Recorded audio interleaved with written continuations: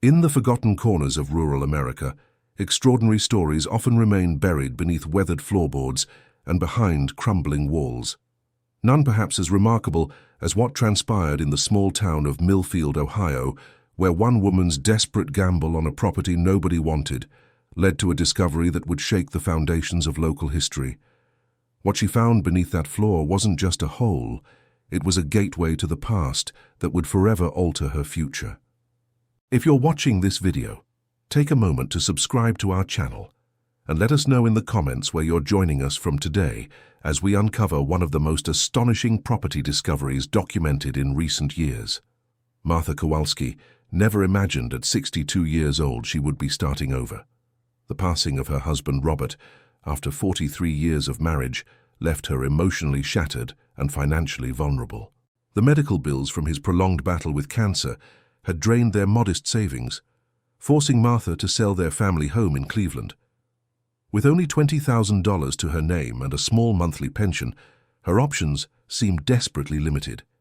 Her children, both living on opposite coasts with families of their own, offered to take her in, but Martha couldn't bear the thought of being a burden.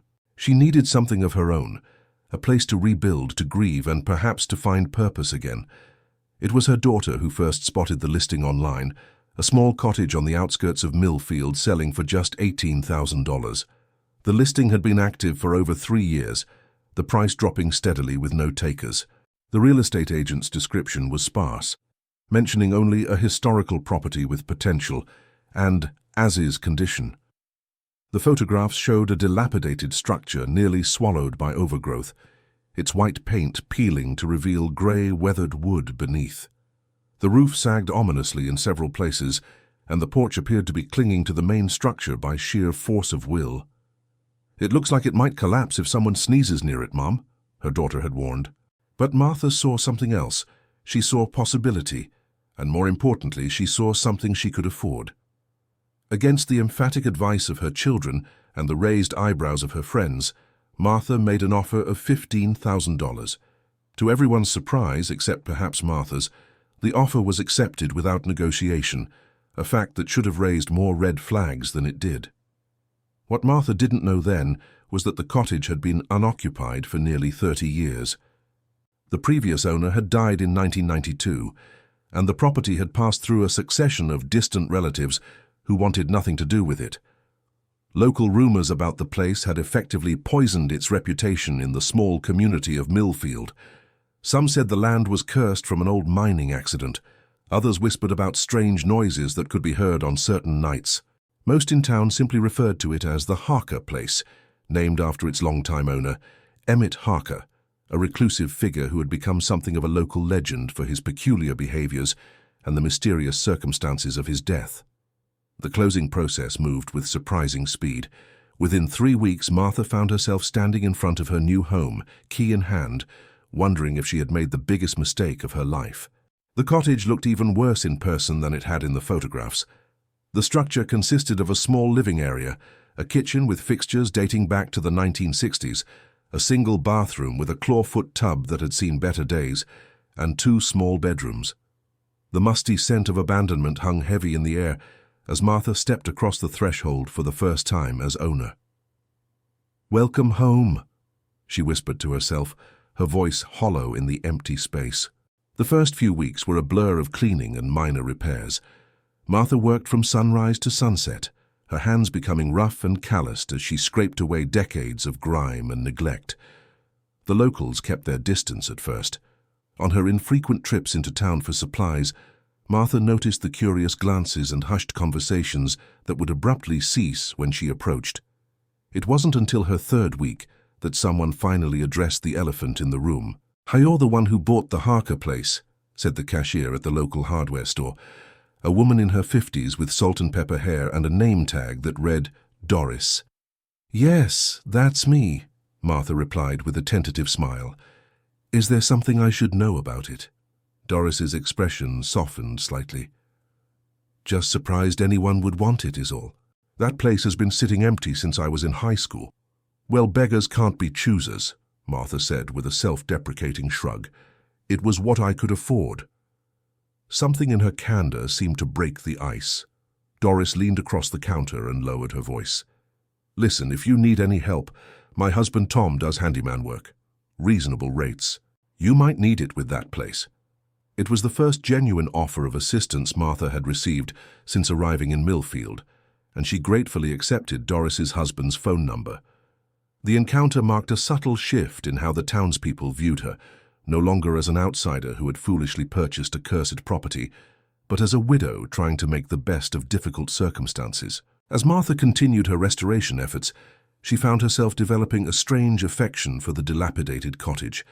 Beneath layers of dirt and neglect, there were glimpses of what must have once been a charming home. The windows, though cracked in places, were tall and allowed beautiful light to stream in during the mornings.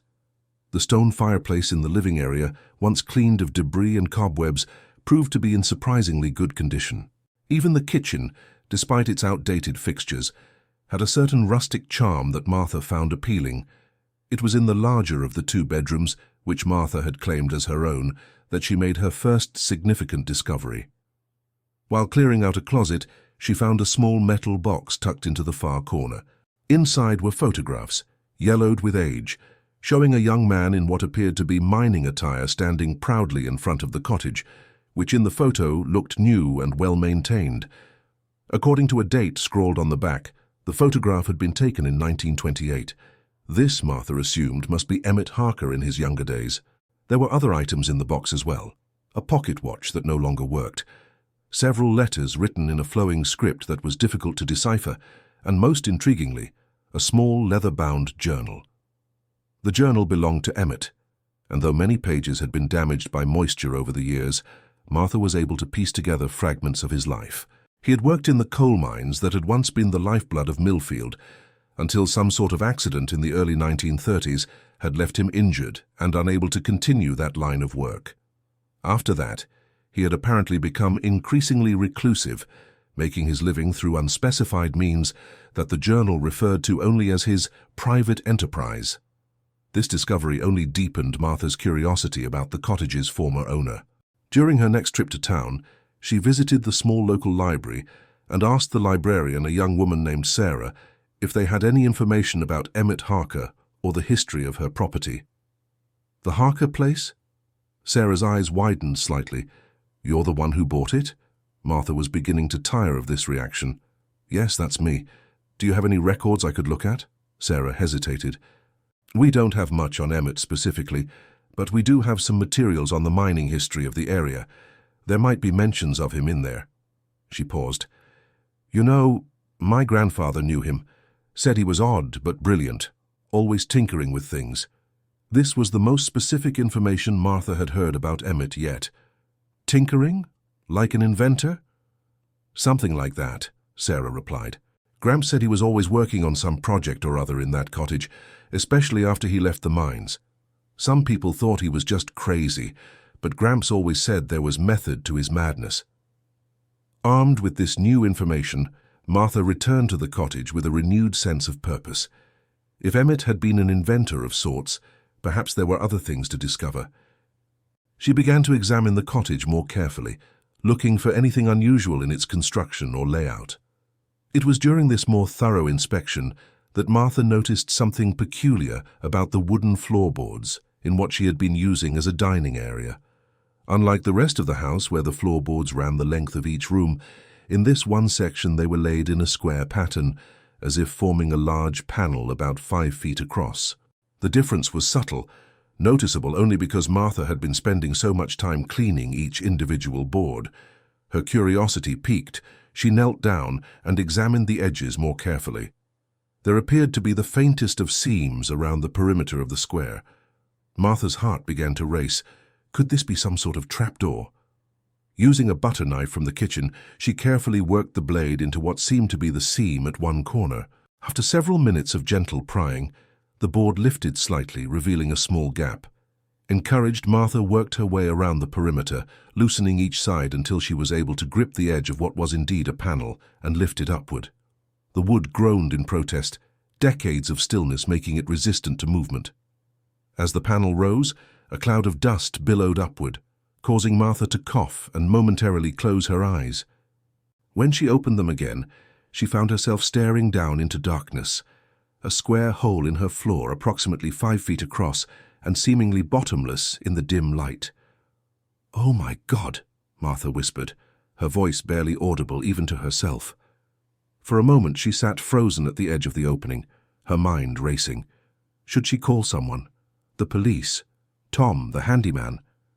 But curiosity soon overwhelmed caution. Retrieving a flashlight from her emergency kit, Martha directed the beam down into the hole. The light revealed a set of crude wooden steps descending into what appeared to be a small room beneath the cottage. Taking a deep breath, Martha began to carefully make her way down the steps, testing each one before putting her full weight on it. The air grew cooler and damper as she descended, carrying with it an earthy scent mixed with something metallic. When Martha reached the bottom, she swept her flashlight around and gasped at what the beam revealed. The underground room was approximately 15 feet square, its walls reinforced with timber supports similar to what she imagined would be found in a mine. But it was what filled the space that took her breath away.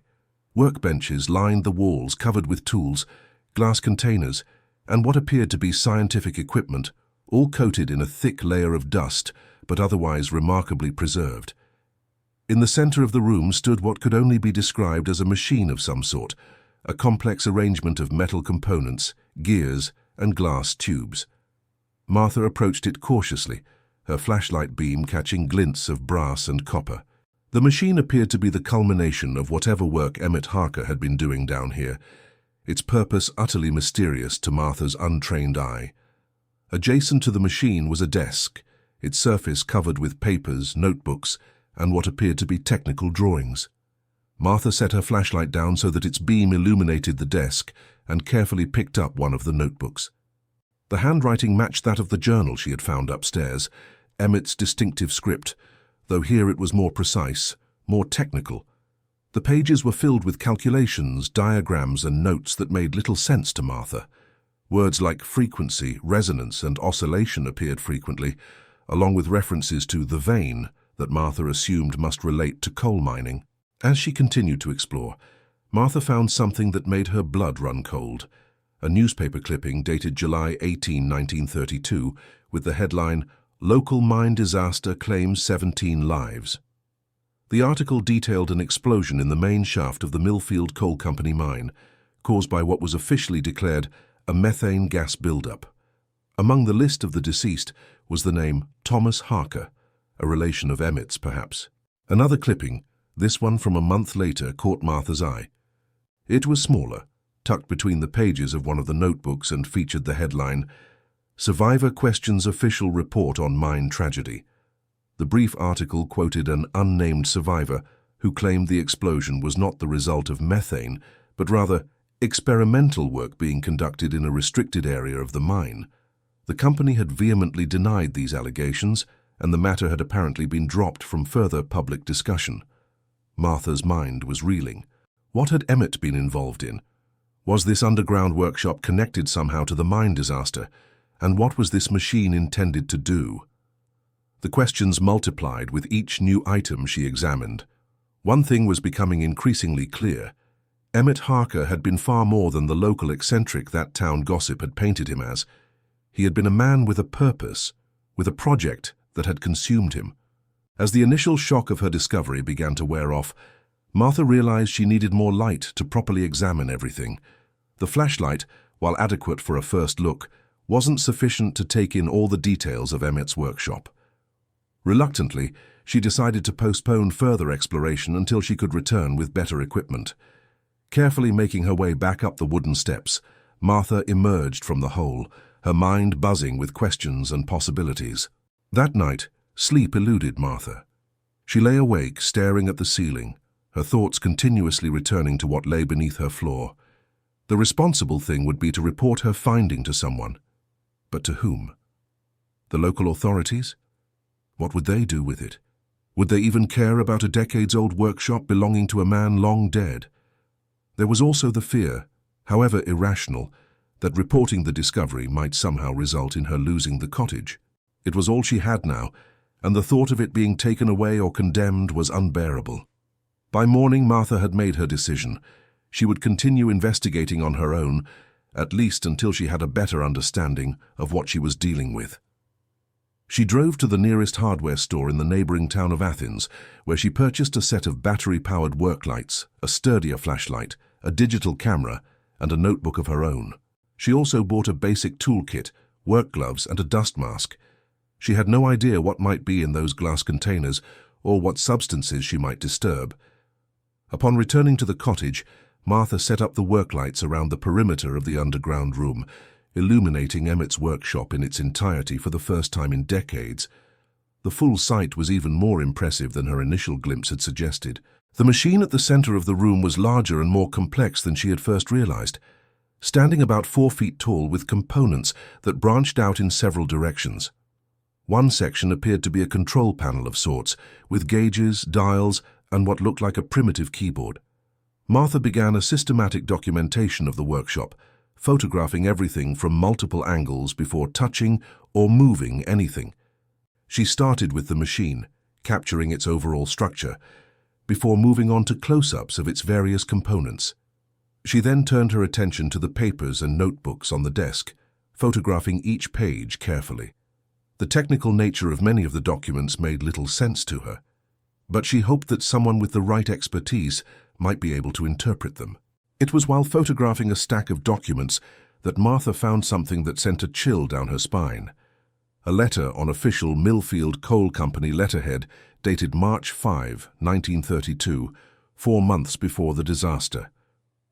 The letter, addressed to Emmett Harker, read, "Mr. Harker, after careful consideration of your proposal dated February 23rd, the board has decided to deny your request for access to the newly discovered vein in Shaft 3. While your theoretical work on resonance extraction is intriguing, the practical applications remain unproven and potentially hazardous. The board cannot in good conscience allow experimental procedures that might endanger our workers or compromise the structural integrity of the mine. Furthermore, we must insist that you cease all unauthorized testing immediately. It has come to our attention that you may have been conducting experiments without proper oversight or approval. Such actions constitute a serious breach of your employment terms and could result in immediate termination. Sincerely, Wallace J. Bradford, General Manager, Millfield Coal Company." Martha sat back on the dusty stool, the letter still in her trembling hand. The implications were disturbing. Had Emmett been conducting unsanctioned experiments in the mine? Could his work have somehow contributed to the disaster that claimed 17 lives, including possibly his own relative? The thought was almost too terrible to contemplate. Yet there was another side to this story, one that began to emerge as Martha delved deeper into Emmett's notes. In entry after entry, he expressed frustration with the company's short-sighted approach to mining, their disregard for worker safety, and their refusal to consider new methods that might be both more efficient and less dangerous. One passage in particular stood out. "Bradford and his board of profit-mongers care nothing for the men who risk their lives daily in those tunnels. They reject my methods not because they are dangerous, they are far safer than current practices when properly implemented, but because implementation would require an initial investment they are unwilling to make. They would rather continue sending men into increasingly unstable shafts with inadequate support structures than spend $1 today to save both lives and money tomorrow." This portrait of Emmett as a man fighting against corporate greed and negligence complicated the narrative. Martha found herself wondering if the unauthorized testing the company letter referred to might have been Emmett's attempt to prove the safety and efficacy of his methods, perhaps to bypass a management that wouldn't listen. As the days passed, Martha fell into a routine. She would spend her mornings working on the cottage itself, continuing the cleaning and repairs she had begun before her discovery. The afternoons and evenings were devoted to the underground workshop, meticulously documenting and attempting to understand Emmett's work. She began organizing the scattered papers and notebooks into a more coherent order, gradually piecing together a timeline of Emmett's research and activities. What emerged was a fascinating story of innovation and obsession. According to his notes, Emmett had discovered what he believed to be a new method of extracting coal using acoustic resonance, a process that would allegedly be safer and more efficient than traditional mining techniques. The machine in the center of the room appeared to be a prototype of the device he had developed to demonstrate this method. His notes referred to it as the harmonic extractor. But there was more to Emmet's research than simply a new mining technique. In his later notebooks, dating from after the mine disaster, his focus had shifted. He now wrote about energy extraction rather than coal extraction, with references to ambient subsurface energy and tapping the Earth's natural frequencies. The modifications he had made to the harmonic extractor during this period seemed designed to capture some form of energy directly from the ground beneath Millfield, though the nature of this energy remained unclear to Martha. One notebook entry from 1935 caught Martha's attention. 3 hours of operation today. Gauge readings steady at 62% capacity. No disruption to surrounding soil structure detected. Temperature increase within acceptable parameters. Power output sufficient to run all electrical systems in the cottage with excess. If calculations are correct, a single 4-hour session per week should provide enough stored energy for continuous operation. Bradford and his ilk could have powered the entire town with similar systems placed strategically along the vein. Their short-sightedness may have cost lives, but it will not stop progress. What lies beneath Millfield will serve the future, not line the pockets of coal barons. Martha read and reread this passage several times, its implications slowly dawning on her. Had Emmett Harker, nearly a century ago, developed some form of geothermal energy extraction? The thought seemed almost too fantastic to be true, yet the evidence was there in his meticulous notes, and the machine itself, still standing in silent testimony to his ingenuity. As her understanding of Emmett's work grew, Martha began to feel a deepening connection to the man himself. In many ways, they were kindred spirits, both forced to start over late in life, both viewed with suspicion by the locals, both finding purpose in the cottage that others had rejected. Martha found herself speaking to Emmett as she worked in his underground laboratory, updating him on her progress, asking questions aloud that his notes had yet to answer. "What happened to you, Emmett?" she asked one evening, as she examined a particularly cryptic diagram. "Why didn't you tell anyone about this? You could have been famous." The answer, or at least part of it, came the following day during another visit to the Millfield Library. Sarah, the librarian who had mentioned her grandfather's acquaintance with Emmett, approached Martha as she was combing through old town records. "I spoke to my grandfather about you," Sarah said without preamble. "Told him you were asking about Emmett Harker. He'd like to talk to you if you're interested. He doesn't get many visitors these days, and he was quite excited when I mentioned someone was living in the Harker place again." Martha eagerly accepted the invitation. That afternoon, she found herself sitting in the living room of Harold Miller, a 92-year-old former miner who had known Emmett Harker personally. Harold was frail but sharp-minded, his eyes lighting up with interest when Martha entered his home. "So you're the brave soul who took on the Harker place," he said, his voice surprisingly strong for a man his age. "Found anything interesting yet?" The directness of the question caught Martha off guard. She hesitated, unsure how much to reveal. "What makes you think I might have found something?" Harold chuckled. "Because it's the Harker place. Emmett always had his secrets, and that cottage of his, well, let's just say it was more than it appeared to be." Something in Harold's tone convinced Martha that he might be a valuable ally rather than a threat. "I found a room," she admitted, "under the floor, full of equipment and notes." Harold nodded slowly, as if this confirmed something he had long suspected. "The workshop. He mentioned it once or twice, though he never invited me down there. Too protective of his work was Emmett, afraid someone would steal his ideas." He leaned forward slightly. "Did you find it? The machine?" "Yes," Martha replied, her pulse quickening. "A device he called the harmonic extractor.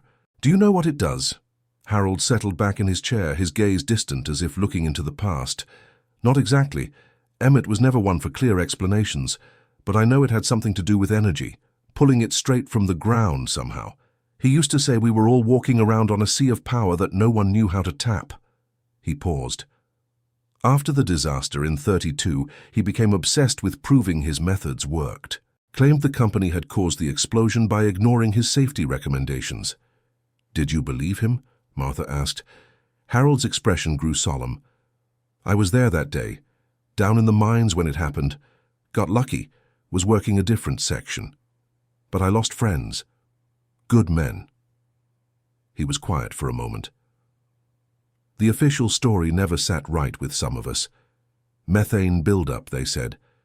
But the detectors hadn't shown unusual levels that morning during the safety check. And the explosion came from an area that was supposed to be closed off. A new vein they'd discovered, but hadn't opened for full operations yet. "Where Emmett wanted to test his extraction method," Martha said, remembering the letter she had found. "Exactly," Harold confirmed. "After the disaster, Emmett changed, withdrew almost completely. Rumors flew. Some said grief had driven him mad, others that guilt had. Most people in town came to believe he'd had something to do with causing the explosion, though nothing was ever proven. But a few of us who knew him better thought differently. We thought he was working on something big, something that might change everything." "What happened to him in the end?" Martha asked. "How did he die?" Harold's face clouded. "That's the strange part. He just disappeared. It would have been around 1960 or 61. He'd been living in that cottage for decades by then, keeping to himself but still around. Then one day he wasn't. No one saw him leave town. No one heard from him again. After about a year, he was declared legally dead, and the property passed to some distant cousin back east, who never came to claim it. Most people figured he'd finally lost it completely and wandered off into the woods or something. A few thought he might have gone back into the abandoned mine tunnels and got lost or trapped." Martha considered this information. "But you don't think that's what happened?" "I don't know what happened," Harold admitted. "But Emmett wasn't the type to just wander off. He was peculiar, sure, but purposeful. Everything he did had a reason." He fixed Martha with a penetrating look. "You've been down in that workshop for a while now, I'd guess. What do you think happened to him?" The question caught Martha by surprise. I haven't really thought about it that way. I've been so focused on understanding what he was working on." "And? What was he working on in your view?" Martha chose her words carefully. "I think he developed a way to extract energy directly from the earth, some form of geothermal power, but using acoustic resonance rather than heat differential. His later notes suggest he had it working, powering his cottage at least, maybe with potential for much more." Harold nodded slowly. "That fits with the bits and pieces he shared with me. He used to talk about how the company was focused on taking coal from the earth when there was something far more valuable to be had." The old man leaned forward again, his voice dropping slightly, though there was no one else in the house to hear. "You know, for years after he disappeared, people claimed the lights in the cottage would sometimes come on at night, even though the power had been shut off. Most thought it was kids messing around, or just imagination. But some of us wondered." A chill ran down Martha's spine. "Are you saying you think the machine was still running, even after he was gone?" "I'm not saying anything definitive," Harold replied with a small smile. "Just sharing what people talked about back then. The stories died down eventually, especially after the place started falling into disrepair. But for a while there, the Harker place was the subject of a lot of speculation." Martha left Harold's home with her mind racing. Their conversation had filled in some gaps in her understanding, but had opened up new questions as well. If Emmett's machine had indeed been operational after his disappearance, where had he gone? And why abandon such a significant invention? Upon returning to the cottage, Martha descended once more into the underground workshop, seeing it with fresh eyes after her conversation with Harold. She approached the harmonic extractor with a new sense of purpose, examining it not just as a historical curiosity, but as a potentially functional device. If Emmett had indeed used it to power his home, there must be connections leading from the machine to the cottage's electrical system. After several hours of careful inspection, Martha found what she was looking for: a series of cables running from the machine to a junction box mounted on the wall of the workshop. From there, the cables disappeared into a narrow conduit that extended upward, presumably connecting to the cottage's wiring. The setup was ingenious and far ahead of its time, essentially a self-contained power plant beneath the floor. But the most remarkable discovery came when Martha examined what appeared to be a maintenance log kept by Emmett. The final entry was dated May 17, 1961. Presumably not long before his disappearance, It read, "Full maintenance cycle completed. All components cleaned and tested. Efficiency at 94%, highest yet achieved. Automatic cycling system functioning as designed. Unit should now operate without manual intervention for extended period if necessary. Next major maintenance due approximately May 1966, based on current performance metrics." The implication was clear. Emmett had designed the machine to run autonomously. But why? Had he been planning his disappearance?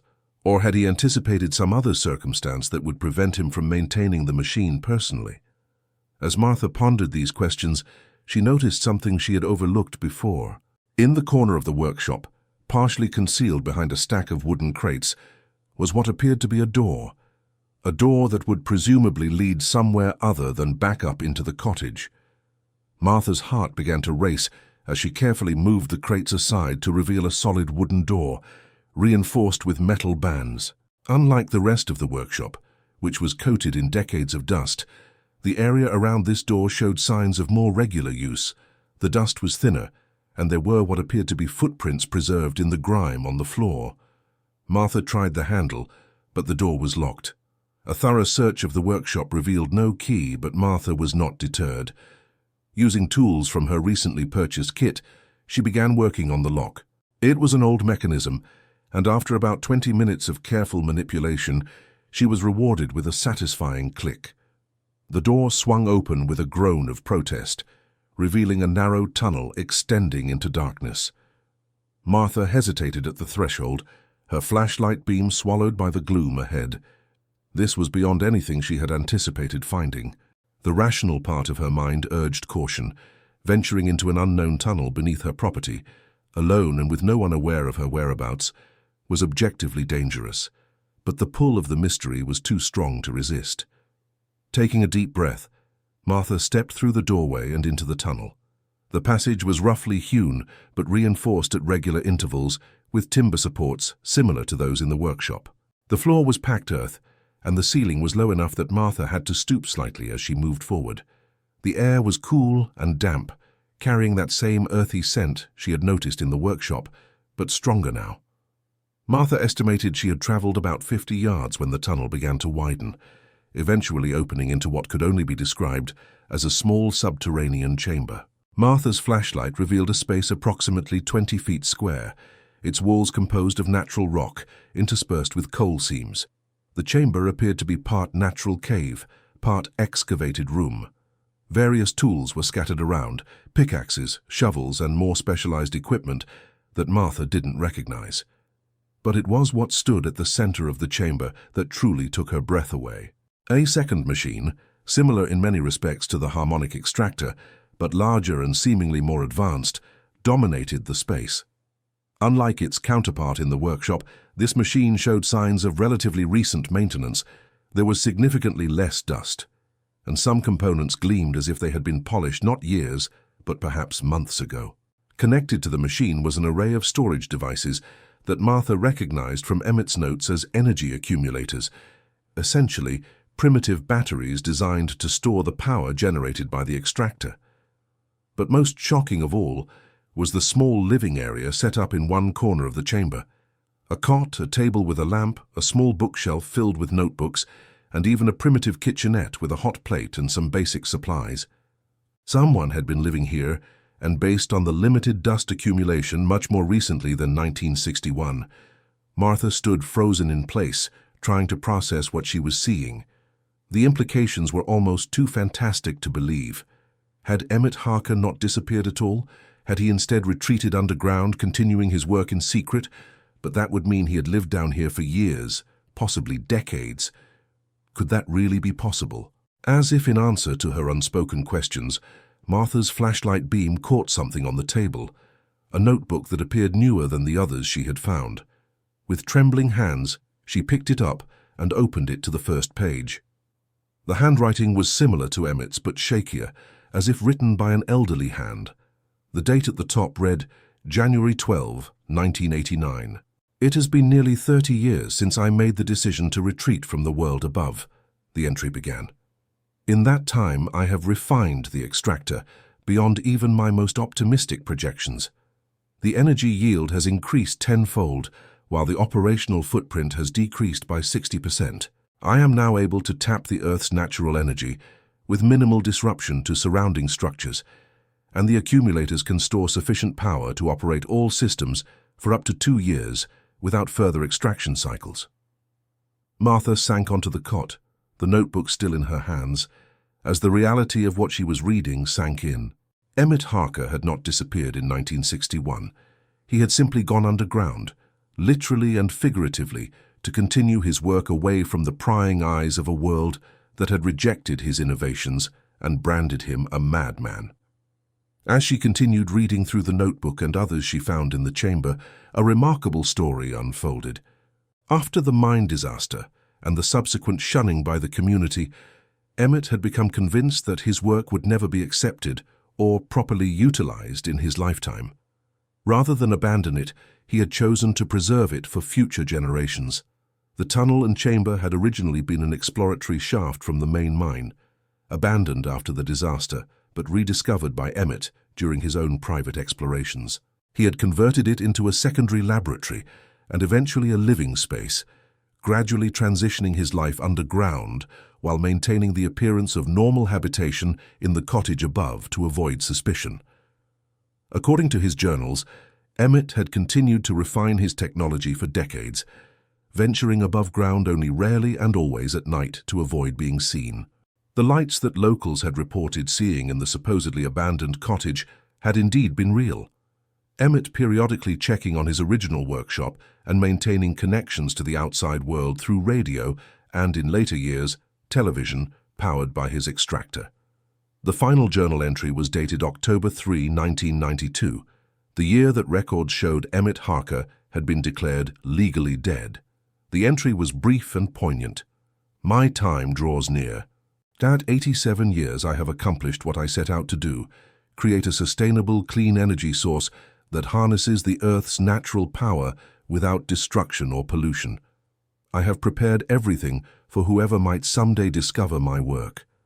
The primary extractor in the chamber is set to maintenance mode but can be reactivated with the instructions in the red binder. The cottage extractor will continue to function autonomously until its components eventually degrade. I leave this legacy not with bitterness for a world that rejected it, but with hope that it may yet serve humanity when the time is right. Perhaps the next generation will see what mine could not." Martha closed the journal, tears streaming down her face. She had found not just a hole beneath her floor, but a legacy, the life's work of a brilliant man who had been decades ahead of his time. A man who, rather than giving up in the face of rejection and tragedy, had persevered in isolation, driven by the belief that his work would eventually find its purpose.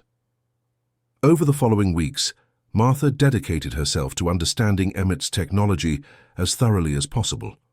The red binder he had mentioned contained detailed instructions for operating the advanced extractor in the underground chamber, along with maintenance procedures and safety protocols.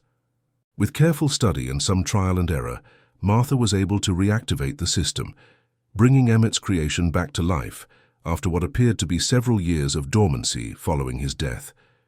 The results were astonishing. Once fully operational, the extractor produced more than enough energy to power the entire cottage with significant excess capacity.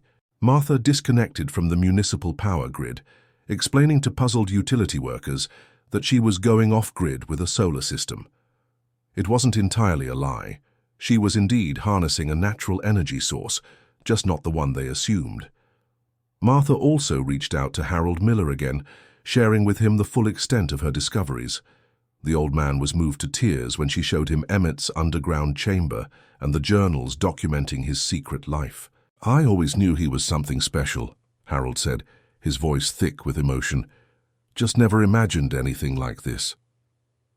Together, Martha and Harold began the process of documenting Emmett's work in a format that could be presented to the scientific community. Martha used some of her limited savings to consult with an attorney specializing in intellectual property, ensuring that Emmett's innovations would be properly credited and protected. The attorney was initially skeptical, but became a believer after visiting the cottage and witnessing the extractor in operation. The unveiling of Emmett Harker's work to the wider world occurred gradually, beginning with a presentation to the engineering department at Ohio University in Athens. The initial reaction was, predictably, skepticism, but as experts examined the technology and verified its function, that skepticism gave way to astonishment. Here was a clean energy solution that had been operational since the 1930s, hidden beneath an unassuming cottage in rural Ohio. News of the discovery spread rapidly through academic and industrial circles. Martha found herself at the center of media attention, with journalists and television crews descending on Millfield to see the Harker extractor for themselves. The cottage that no one had wanted became a pilgrimage site for engineers, environmentalists, and clean energy advocates. Throughout this whirlwind, Martha remained focused on what she saw as her primary responsibility, ensuring that Emmett's legacy was properly honored and his technology implemented for the benefit of all, not just those who could afford to profit from it. She established the Harker Foundation, funded initially by licensing fees from companies interested in developing commercial applications of the extractor technology. The Foundation's mission was twofold: to continue research into resonance-based energy extraction and to provide grants for implementing the technology in communities with limited resources. The economic impact on Millfield was profound. The once declining town found new purpose as a center for clean energy research and development. The abandoned mine that had been the site of so much tragedy was repurposed as a research facility with special attention paid to safety and environmental considerations. Jobs returned to the area, and with them a sense of pride and community that had been absent for decades. For Martha personally, the discovery beneath her floor brought not only purpose, but prosperity. As the legal owner of the property where the technology was developed and the executor of Emmett's intellectual legacy, she received a significant portion of the licensing fees and royalties generated by the extractor. The widow, who had been forced to start over with almost nothing, now found herself with the resources to help others do the same. But perhaps the most meaningful outcome for Martha was the connection she had formed with a man she had never met. Through his journals, his work, and the stories of those like Harold who had known him, Martha felt she had come to understand Emmett Harker in a way perhaps no one else ever had. In many ways, they had saved each other, Emmett through the legacy he had left for someone to find, and Martha by being the one who found it. The cottage itself was eventually designated a historical landmark, with portions open to the public as a museum dedicated to Emmett's life and work. Martha continued to live there, occupying the private areas of the property, while welcoming visitors to the exhibitions installed in the former workshop and underground chamber. The hole beneath the floor, that had once been hidden beneath a panel of wooden boards, was now a gateway through which hundreds of people passed each year, descending into the remarkable world of a forgotten genius. Yet for all the changes and attention, there remained one question that no one had been able to answer definitively. Why had Emmett chosen to live out his life in secret rather than seeking recognition for his groundbreaking work? Martha had her own theory, one she shared with few others. She believed that for Emmett the work itself had been the reward. The validation he had sought was not from the scientific establishment or the history books, but from the quiet success of creating something that worked, something that harnessed the power of the earth without destroying it, something that might one day help build a better world. In the end, perhaps the greatest lesson Martha took from her extraordinary discovery was not about energy or innovation, but about perseverance and purpose. Emmett Harker had continued his work for decades in isolation, driven not by external recognition, but by an internal conviction that what he was doing mattered.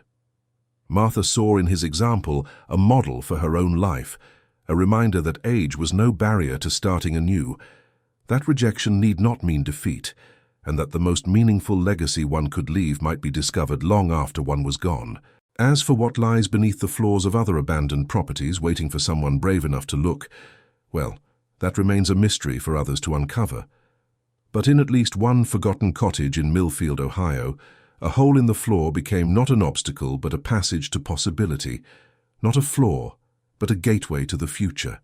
And for one widow who took a chance on a place no one else wanted, it became the foundation upon which she built a new life, one she had never imagined possible.